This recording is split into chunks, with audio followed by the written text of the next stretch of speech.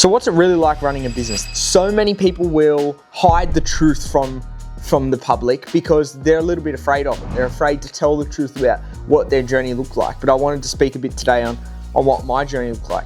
The first thing that I want to say is that there is a difference between running a business and starting a business. And they're at two completely different stages. When we talk about starting a business, you are taking something from nothing to something. When we talk about running a business, we talk about taking something to something successful. So as soon as I finished school, I went out and started a company, and the company was called Futurity Australia. And the purpose of it was to provide students around Australia with different academic choices after school, and help them get a little bit more insight into what they want to do after school.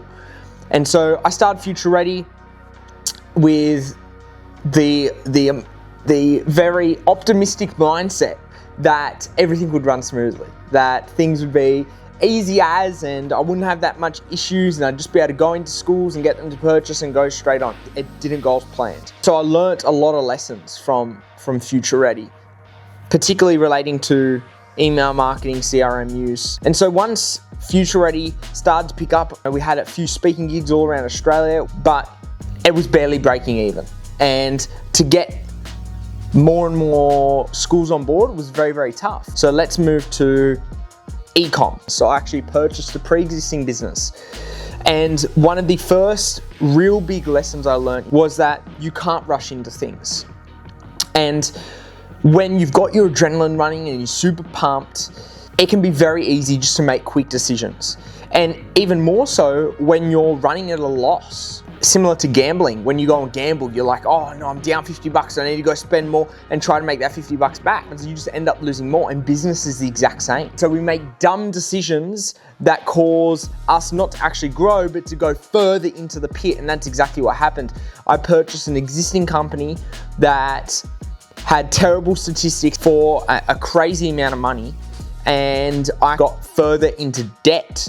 By the end of it, I was in about $80,000 worth of debt. So at that time, I knew something needed to change, and I was always doing martial arts on the side. It was something I was passionate about. I've been doing it since I was 2. I was still training, I was teaching, but I never thought it would truly be the pathway that I was going to take until it was. And I fully committed myself to it. And in 3 months, we went from 0 to 100K, 0 to 6 figures in 3 months. And then from there, we went from 0 to where we are, or from 300K to where we are now, which is 300K annualized revenue in 10 months. And our goal is within the next 2 years to beat $1 million plus with multiple different dojos. And so I think from my whole story, the 3 biggest lessons that I learned was, number 1, your emotions can be your best friend or your worst enemy. When we let our emotions control our business decisions, it can cause significant impact on the quality of the service, your staff. What I've had to learn to do is to be able to separate between emotion and logic.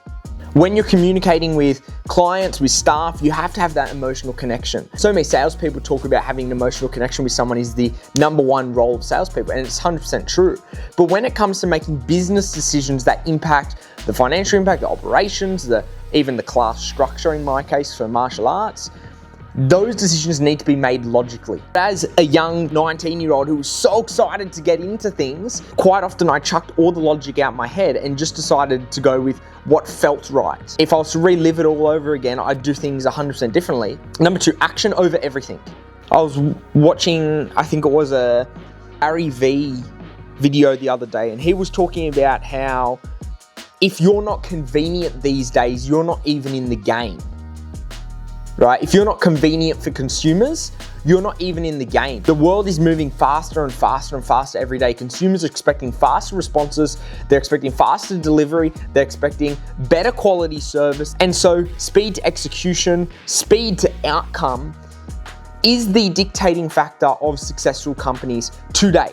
In my case, we figured out that if we can get to a lead within 30 seconds of them inquiring, we are more than 350 times more likely to get them to come in for a trial class.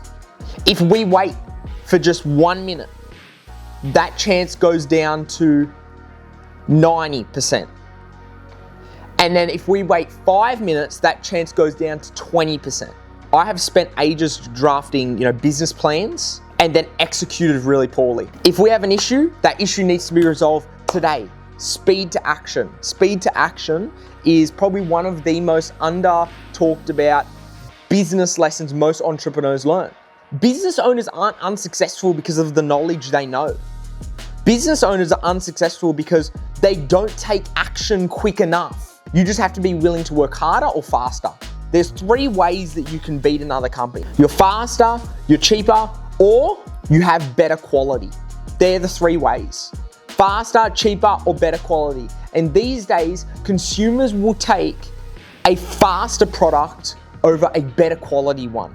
And number 3 for me would be the cost of advice is always less than the cost of the mistake. This is my first business investment, and I didn't have anyone financially look over the books. I didn't have any guidance. I didn't have a team of people around me like I do now who I can get advice from. It was just me and my fantastic mum. Because we didn't get our advice, we made huge mistakes. And looking back on it, if I had taken that information to anyone outside of my circle, business owner, accountant, lawyer, almost everyone would have said, Isaac, big red flag. And that cost me nearly $100,000 worth of mistakes. If you can create a group of people around you who be by your side and looking in your best interest, that is the most valuable thing you will ever have in your life.